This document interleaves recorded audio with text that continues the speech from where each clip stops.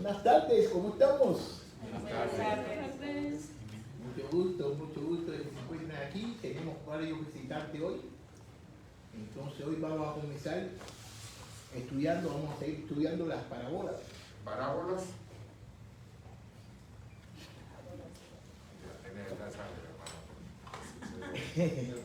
Vamos a estudiar la parábola. Las parábolas.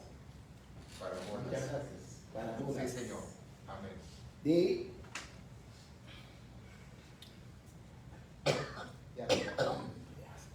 los labradores malvados.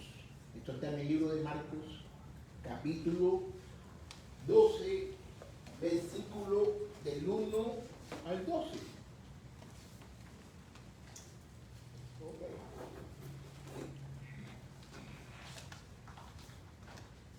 Quiero decir una cosa, ¿no? La historia de las viñas es una continuación de las preguntas sobre la autoridad y en realidad a una pregunta sobre el rechazo de la autoridad de Jesús.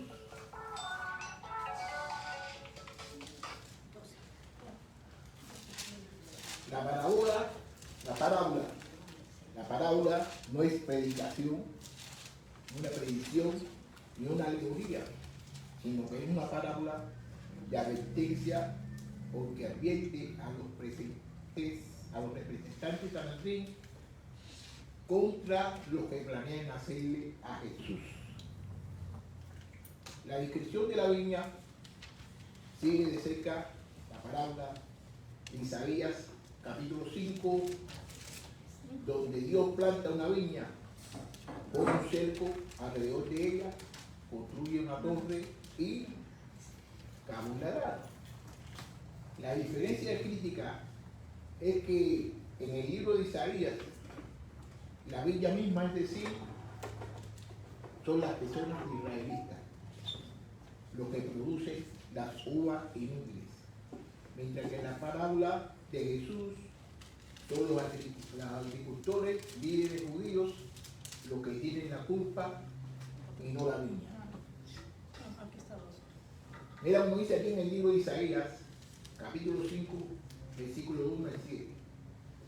Quiero cantar ahora por mi amado el canto, y a mi amado a su viña. Mi amado tenía una viña en una ladera fértil. Fíjate cómo está diciendo, Isaías está diciendo, quiero cantar ahora por mi amado el canto de mi amado. Dice que va a cantar ahora por mi amado. ¿Quién es el amado? Cristo. Es Dios. Dios, pues. Es Dios el amado. Quiero cantar ahora por mi amado el canto de mi amado. Que quiere cantar por su amado, va a cantar el canto del amado. Que él no va a cantar, que lo que está diciendo que él no va a predicar, es que no va a decir acerca de él. Él va a hablar acerca de lo que dice el amado. Él no va a hablar su palabra, él va a hablar la palabra del amado. A su viña. Mi amado tenía una viña en una ladera fértil. Tenía un campo de que se producía porque era fértil. Entonces, fíjate, la cercó y la despejó de piedras y luego plantó en ella vides escogidas. En medio del campo levantó una torre y además construyó un lagar. Esperaba que su viña diera buenas uvas, pero dio uvas silvestres. Y ahora, habitantes de Jerusalén, hombres de Judá, juzguen entre mi viña y yo. ¿Qué más podía hacer a mi viña que yo no la haya hecho? Como es que Dios uvas silvestres cuando yo esperaba que diera uvas buenas? Él sembró uvas bonitas, buenas. La fertilizó, sacó las piedras. Pero ¿qué sucedió? De que las uvas no hicieron lo correcto. 5. Pues voy a mostrarles lo que haré con mi viña. Le quitaré la cerca para que sea consumida, abriré una brecha en su muralla para que sea pisoteada. La viña no quiso producir. Entonces, ¿qué quiso hacer él? Abrió una brecha en su muralla para que sea pisoteada. Bueno, aquí en el 6 dice, haré que se quede desierta, nadie la podrá ni cultivar. Caerán en ella cardos, espinos, y ordenaré a las nubes que no derramen lluvia sobre ella. Fíjate todo lo que está diciendo que va a hacer. ¿Por qué? Porque la viña no hizo lo que debía haber hecho. Versículo 7. En realidad, la viña del Señor de los ejércitos es la casa de Israel.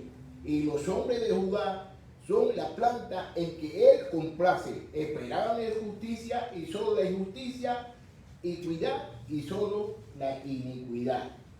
Está diciendo que la viña, ¿quién era? ¿Quién era la viña? Israel. Israel. Es Israel. Entonces hablamos aquí para otra palabra de Jesús. Un terrateniente ausente alquila la viña. Agricultores arrendatarios. Las circunstancias son bastante comunes en la vida rural de Galilea. Abundan los terratenientes ausentes. Cuando llega el momento en que el terrateniente recibe alguna de las cosechas de la tierra, envía a un sirviente a recogerla. El sirviente es golpeado y despedido con las manos vacías. Se envía a otros sirvientes y ellos también son golpeados, heridos, deshonrados o asesinados. Desafortunadamente, la rebelión de los agricultores arrendatarios también es bien conocida en el área de Galilea. Finalmente, el padre envía a su amado hijo. La expresión hijo amado significa su único hijo. Cuando los arrendatorios ven venir al hijo, suponen que el padre ha muerto y que el hijo viene a cobrar su herencia. La razón que matan al hijo y podrán quedarse con qué, con la tierra y con todas las propiedades. Entonces lo matan, lo arrojan su cuerpo hacia afuera. Mira aquí, como dice en el libro de Marcos, capítulo 12, versículo 1 al 12. Jesús comenzó a hablarles por medio de las parábolas. Un hombre plantó una viña, le puso una cerca, le cavó un lagar, levantó una torre y la arrendó a unos labradores, luego se fue lejos. A su debido tiempo envió un siervo a los labradores para que le entregaran la parte de lo que la viña había producido.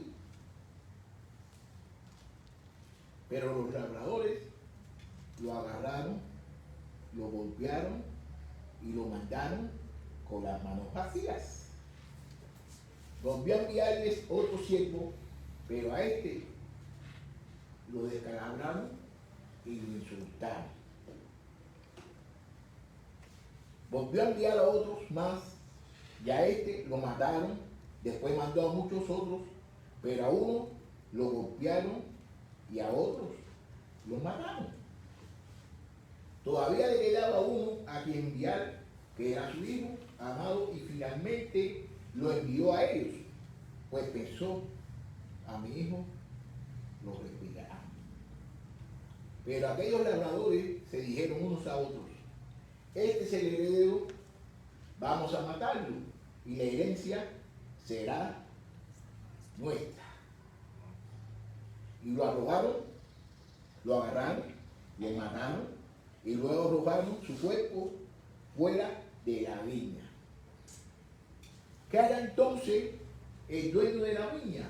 Pues irá a matar y matará a los labradores y dará su viña a otros. Ni siquiera han leído la escritura que dice, la piedra que desecharon los constructores ha venido a ser piedra angular. 11. Esto lo ha hecho el Señor y a nuestros ojos es una maravilla. Al darse cuenta de que Jesús había contado esta parábola, por causa de ellos quisieron aprenderlo, pero como temían a la multitud, lo dejaron y se fueron. Vamos a empezar por el versículo 1. Vamos a estudiar por el versículo 1. Fíjate cómo dice aquí, Jesús comenzó a hablarle por medio de parábolas. Un hombre plantó una viña, le puso una cerca, la cavó en un lagar, levantó una torre y la arrendó a unos labradores y luego se fue lejos. La viña.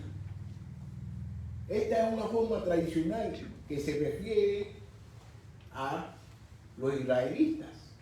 Los israelitas eran los que le decían la viña.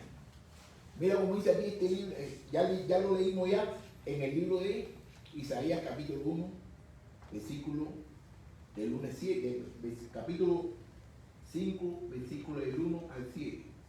El muro del viñedo proporcionaba protección, ¿para qué? Para la torre, para permitir, para vigilar y para encontrar de que no entrara nadie en la viña. Dios fue el que plantó esta viña. Los agricultores, alentadores, ¿estos eran quiénes eran? Eran los líderes, los judíos. Aquí hay veces que nosotros leemos cosas en la Biblia y pensamos de que es lo mismo. Aquí se está refiriendo a los líderes. Y en el libro de Isaías se refería a quién? Al pueblo de Israel. Entonces, aquí lo que podemos ver es de que mira lo que está sucediendo. A su debido tiempo envió un siervo a los labradores para que le entregaran parte de lo que la viña había producido. Mandó aquí a unas personas, ¿para qué? Para que recogieran el fruto de la viña. Vamos a ver quién eran esas personas. Envió uno de esos siervos a recoger su parte de la cosecha. La imagen era a que cambiara la representación de quién? De los profetas. Los profetas eran los que buscaban el fruto espiritual. Y ustedes saben bien que los profetas fueron muchos y hablaron muchas cosas acerca del reino de Dios. Y muchas veces fueron rechazados y no le hicieron caso, lo golpearon y le hacían muchas cosas. Había profetas que hasta tenían hasta miedo a hablar acerca de Dios. Pero yo le decía, no tengan miedo a ver. Los profetas a menudo se llamaban siervos. En el Antiguo Testamento, vamos a ver lo que dice aquí el libro de Jeremías, capítulo 7, versículo 25. Esto ha sido así. Desde que sus padres salieron de la tierra de Egipto hasta hoy, yo desde muy temprano y sin falta le envié a todos mis siervos los profetas. ¿Qué quiere decir? Que los siervos aquí que se están hablando son los profetas. Mira también como dice, vamos a continuar en el versículo 3, ¿no? Pero los labradores lo agarraron y lo golpearon y lo mandaron con las manos vacías. Los profetas fueron perseguidos y fueron rechazados también. No se entregó ningún fruto a Dios y su mensaje fue rechazado. El mensaje de Dios fue rechazado por muchas personas, ya que no querían escuchar a los profetas. Eran los siervos. Versículo 4. Volvió a enviarles a otro siervo, pero a este lo descalabraron y lo insultaron. Lo insultaron, ¿sí? Lo golpearon en la cabeza. Este rechazo de un profeta no fue un incidente aislado, porque eso siempre sucedía y hoy en día también no dan golpes, pero muchas personas lo rechazan cuando nosotros estamos hablando acerca de la palabra de Dios. Otros profetas habían sido enviados y rechazados. Esto concuerda con la enseñanza del Antiguo Testamento del libro de Jeremías, capítulo 26, versículo 20 al 23. Vamos a ir a ver lo que dice. Jeremías, capítulo 25, del 3 al 7. Desde el año 13 del reinado de Josías, hijo de Amón en Judá, hasta el día de hoy han pasado 23 años. En todo ese tiempo ha venido mi palabra del Señor. la cual les he comunicado una y otra vez, pero ustedes no han querido escucharla. El Señor le envió también una y otra vez a todos sus siervos los profetas, pero ustedes no quisieron escucharlo ni le prestaron atención. Ellos les decían: apártense ya de su mal camino y de cometer tanta maldad, y vivirán en la tierra que el Señor les dio a ustedes y a sus padres para siempre. No vayan tras dioses ajenos, ni lo sirvan, ni lo adoren. No provoquen mi enojo con sus hechos, y yo no les haré ningún daño. 7. Pero ustedes no me han hecho caso, sino que han despertado mi enojo con sus palabras para su propio mal. Palabra del Señor. Los profetas, todos nosotros sabemos que los profetas hablaban por Dios y para Dios y por Dios. ¿Para qué? Para que las personas supieran lo que Dios quería, pero en muchas veces no le hacían caso a los profetas. La mayoría de las veces no le hacían caso a los profetas. Entonces, ¿qué? Los profetas hacían lo que Dios decía que hicieran. Ellos le hacían caso a Dios. Las personas eran los que no le hacían caso a Dios. Todos nosotros debemos hacerle caso a Dios, porque Dios es muy bueno. Y por mediación de Dios todos nosotros estamos aquí. Y entonces, si nosotros no hacemos caso a la palabra de Dios y le queremos hacer caso a la palabra de las personas, estamos desobedeciendo a Dios y estamos haciendo las cosas de la carne. Tenemos que hacer las cosas como Dios quiere. Mira aquí en el libro de Jeremías, también, versículo 26, capítulo 20 a 23.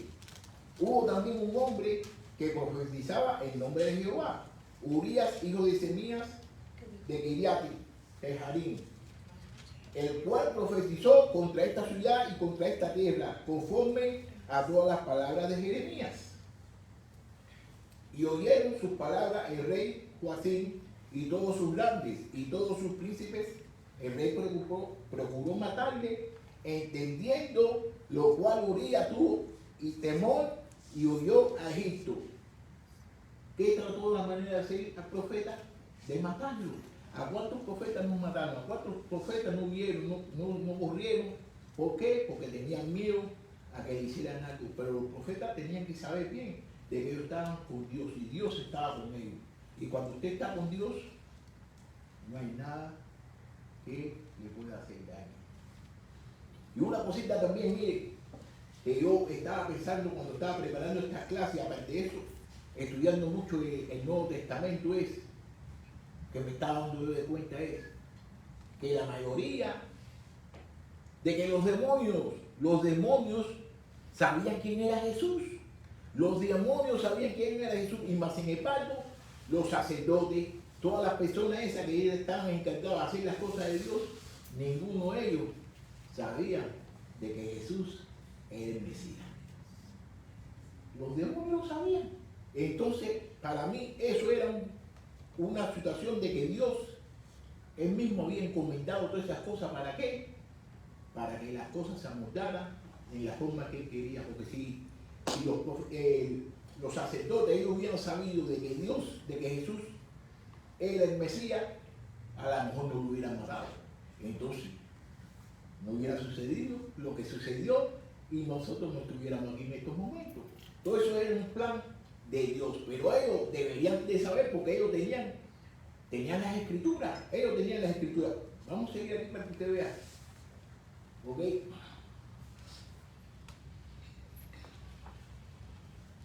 En el libro de Marcos, ¿no? Estamos en Marcos, capítulo 12, versículo 6. Todavía le quedaba uno a quien enviar, que era su hijo amado, y finalmente lo envió a ellos, pues pensó: a mi hijo lo respetarán. Dice: voy a mandar a mi hijo porque a mi hijo lo van a respetar. Finalmente el dueño envió a su amado hijo, y como último y más importante representante. Esto representa a Jesús.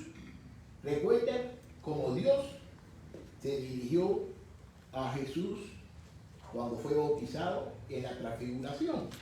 Cuando Jesús fue transfigurado en el libro de Marcos capítulo 1, versículo 11 dice, después y desde los cielos se oyó una voz que decía, tú eres mi hijo amado, en quien me complaces. En este mismo libro de Marcos, capítulo 9, versículo 7, que es la transfiguración, también dice, en eso vino una nube y le hizo sombra, y desde la nube se oyó una voz que decía, este es mi hijo amado, escuchen. Todos sabían bien de quién era Jesús, pero querían hacer las cosas que nos da y la mayoría de todas las personas que le estaban haciendo el trajimaña a Jesús y estaban contra Jesús, ¿quién eran? Los sacerdotes. Eran las personas que tenían que estar de acuerdo y saber lo que Jesús estaba haciendo. Pero ese era el plan de Dios. Para mí ese era el plan de Dios. Porque yo lo sabía. Vamos aquí a seguir en el libro de Marcos, capítulo 7, capítulo 12, versículos 7 al 9. Pero aquellos labradores se dijeron unos a otros, este es el heredero, vamos a matarlo y la herencia será nuestra. Y lo agarraron y lo mataron y luego arrojaron su cuerpo fuera de la viña. ¿Qué hará entonces el dueño de la viña? Pues irá a matarlo a los labradores o dará su viña a otro. Esta pregunta, que muy pocas veces Jesús hace esa pregunta y la contesta él mismo. El que siempre se dedicaba a eso era Pablo. Pero aquí dice, ¿qué hará entonces el dueño de la viña? Pues irá y matará a los labradores y dará su viña a otros.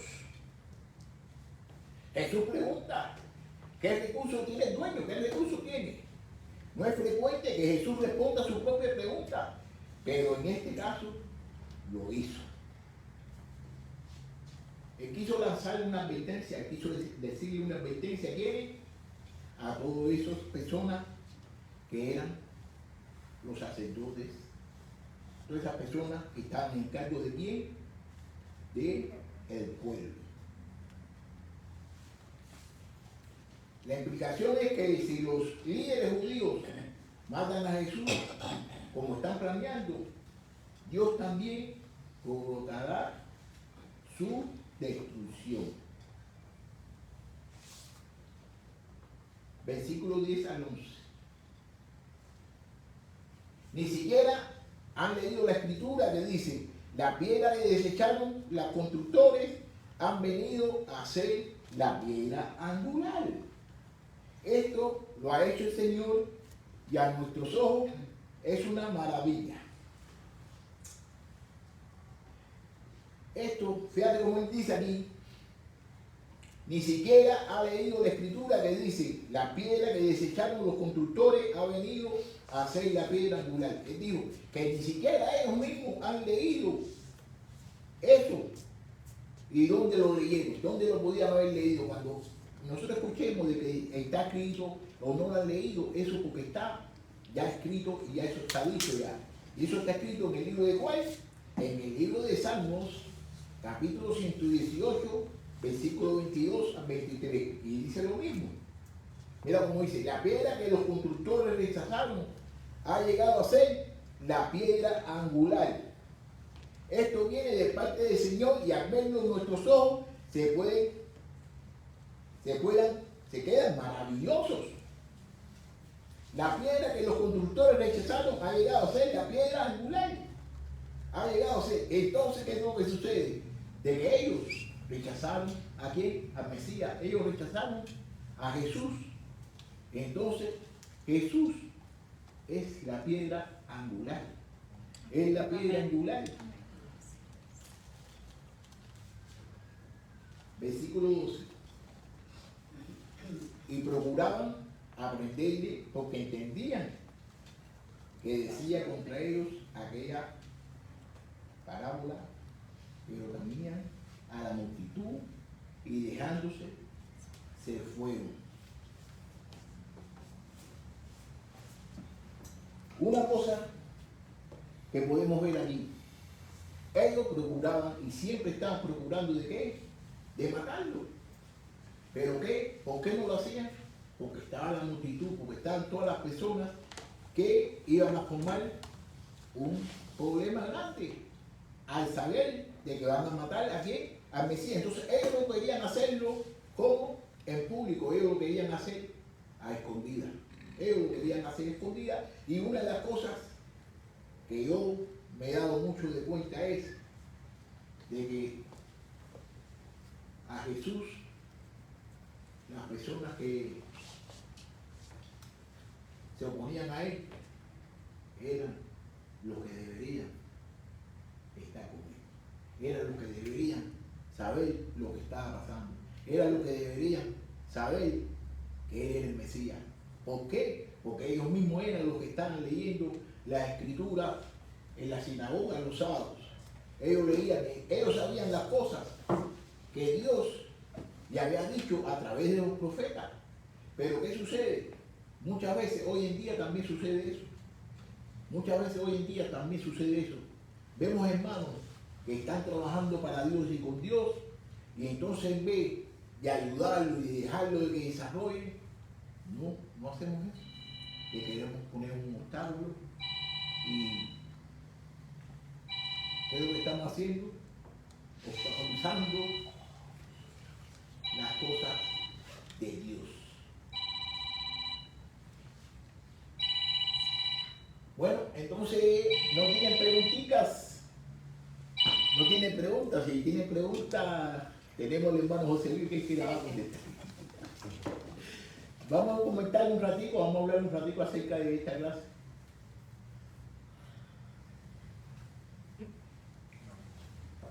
¿Hago pregunta yo? Adelante. Sí. Ok. ¿Qué ustedes creen acerca de los frutos que fue a buscar y no encontraron, que mataron a las personas que venían a buscarle frutos?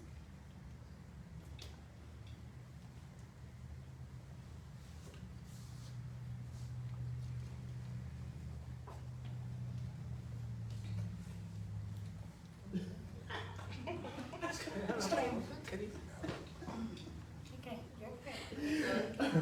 Sí. Sí, fue a buscar frutos, ¿verdad? Pero, o sea, le dejó su viña bonita para que produjera. Le dejó un negocio rentable, en realidad. O sea, no fue que fue a buscar frutos de la nada. Ya tenía que haber producido, pero no lo hizo.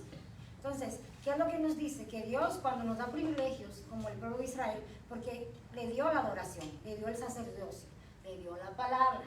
O sea, eran privilegios. Pero también hay exigencias de parte de Dios. Si Dios nos da un talento o algo, es para que lo pongamos a producir para Él, no es para que no lo queremos. Entonces, el pueblo de Israel tenía que ser el faro para las otras naciones. Y no, dice, usted leyó que dice que puso su viña bonita y ¿qué dieron? Uvas silvestres, uvas amargas, uvas agrias. O sea, no cumplieron su misión, la verdad. Por eso le fue quitado. Ya el pueblo de Israel no es el pueblo de Dios, ahora es la iglesia. Se lo dará a otros. Ustedes no quieren hacer nada, pues se lo dará al que produce. Simplemente eso. Amén. Amén, amén. Gracias. ¿Usted qué tiene que decir? Ok. Entonces vamos a bailar. No, bueno, entonces déjame ver que yo y ya. Por ahí chiquitita. No, ya, está bien.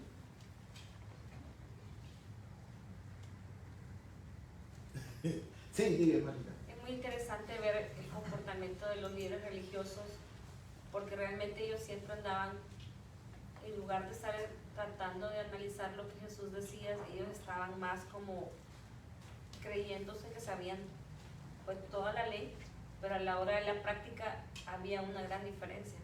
Y es muy curioso que ellos, sabiendo la ley, no podían reconocer al Mesías. Sí podían reconocer que hablaba de ellos cuando Jesús, o sea, ellos sí entendían, pero es muy curioso que sí entendían lo que Jesús decía, mas no querían creer, su corazón estaba duro a creer que era el Mesías. ¿Por qué? Porque ellos tenían un pensamiento equivocado de que el Mesías iba a venir a defenderlos, a pelear, a quitarles de la esclavitud de Roma, pero era de otra forma, estaban humanamente. Y el Mesías vino a algo mucho más allá. Vino a quitar el pecado del mundo. Entonces, eso para ellos era muy difícil, porque estaban más acostumbrados a la práctica, pero una práctica más como por reglas, de cumplir reglas, más no una práctica real del amor, la justicia y la misericordia que Dios mandaba. Entonces, a mí me parece muy curioso eso, de que por un lado entendían y por otro lado no creían. Una cosa también que, como yo estaba diciendo, ¿no?, es acerca de que los demonios sabían quién era Jesús. Los demonios sabían quién era Jesús. Jesús le tenía que decir, no digas quién era Jesús, cállate la boca. Mas, sin embargo, esas personas, los sacerdotes y todas esas personas que deberían saber quién era Jesús, ellos sabían bien quién era Jesús. Pero tú no sabes lo que sucedía, de que ellos le tenían envidia, de que ellos querían tener el mando y querían hacer las cosas a su manera. No permitieron en ningún momento de que Jesús hiciera la cosa como la debía hacer. Entonces, para mí, eso es obra también de Dios, porque si ellos no hubieran hecho las cosas como el Mesías decía que le debían de hacer, eso sucedería de que no lo hubieran matado. Entonces ahora nosotros no estuviéramos aquí. Para mí eso era plan de Dios también, pero también lo que me duele a mí es de que ellos tenían la escritura, ellos estaban estudiando, ellos estaban enseñando. Dios le había dado a ellos la oportunidad para que trabajaran. Y ellos no sabían quién era Jesús. Lo sabían, pero no sé, a eso me tiene a mí la cabeza dándome vuelta. ¿Quién me puede ayudar a mí sobre eso? No, pues es lo que está pasando, hermano, ahorita, en la vida real. Y los que saben, enseñan otras cosas que ya saben lo que tienen, que es lo correcto, y están haciendo lo contrario. Es lo que está pasando hasta ahorita. Usted sabe a qué me refiero. Lo que saben todo, lo hacen a favor de ellos. Es todo. Amén. Amén. Amén. También habla del corazón duro, ¿no?, del ser humano. Sí. Porque está contando la historia sabiendo, bueno, la parábola sabiendo que él va a ser crucificado y muerto. Cuando habla y mandó a su hijo y a él también lo mataron. Está hablando del mismo, ¿verdad? O sea, me van a llevar a la cruz también. Pero habla del corazón duro del ser humano, que somos muy duros del corazón para escuchar a Dios, ¿verdad? Para identificar cuando es alguien, es Dios el que nos está hablando y a veces no lo queremos escuchar. Y aquí mismo Él está diciendo, y ellos endurecieron su corazón, pero también como cristianos es buena la parábola, porque también queda para nosotros, ¿verdad? ¿Qué tal está nuestro corazón con Dios? ¿Lo estamos realmente escuchando? ¿Estamos aprovechando que es la piedra angular que nosotros usamos en nuestra vida? Entonces es muy buena. Es muy buena. Y la verdad es dura la parábola, porque habla mucho de ese corazón duro del ser humano. Es fuerte, es fuerte. Y a tal grado de que lo llevamos a la cruz a Él. Lo llevamos a la cruz, porque al final murió por el pecado de todos nosotros. Gracias, hermano. Amén. Pues a los suyos vino y no lo recibieron. Entonces la gracia era para los judíos, pero se le fue dado a todo el mundo porque ellos no la recibieron. Amén.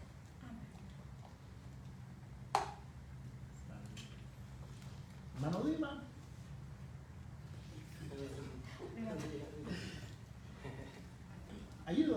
Ayúdanos. Es bien interesante lo que se ha analizado, especialmente lo que dijo nuestra hermana Claudia. Ellos tenían una idea equivocada del Mesías, y eso los llevó a hacer lo que hicieron, más que el desconocimiento. También tenían el deseo de poder.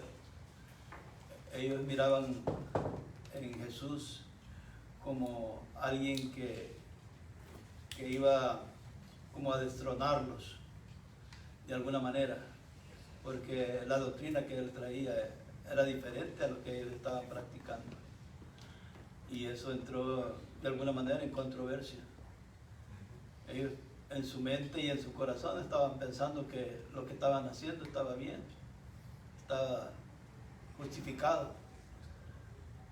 Pero no, la razón que hicieron eso es que no entendieron bien lo que la Escritura había dicho ya de antemano. Debemos de analizar eso para nosotros hoy en día también. ¿Qué estamos haciendo? ¿Cuáles son las cosas que sabemos y que no permitimos que sucedan? Amén. Amén. Muchas gracias, hermano Dimas. Muchas gracias. Bueno, hemos aprendido bastante, en el poquito tiempo esto hemos aprendido bastante, yo también he aprendido y siempre me gusta estar aprendiendo. Ya están los muchachitos, ya pueden pasar ya. Vienen los muchachitos.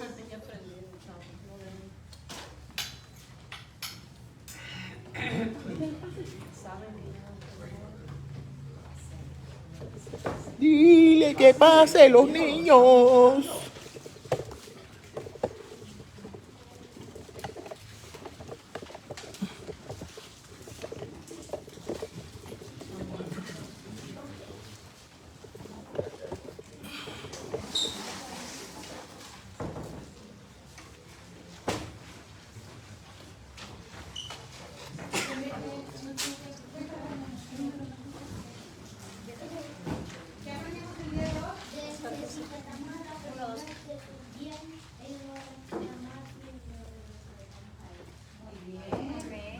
Vamos a cantar el corito de mi amor.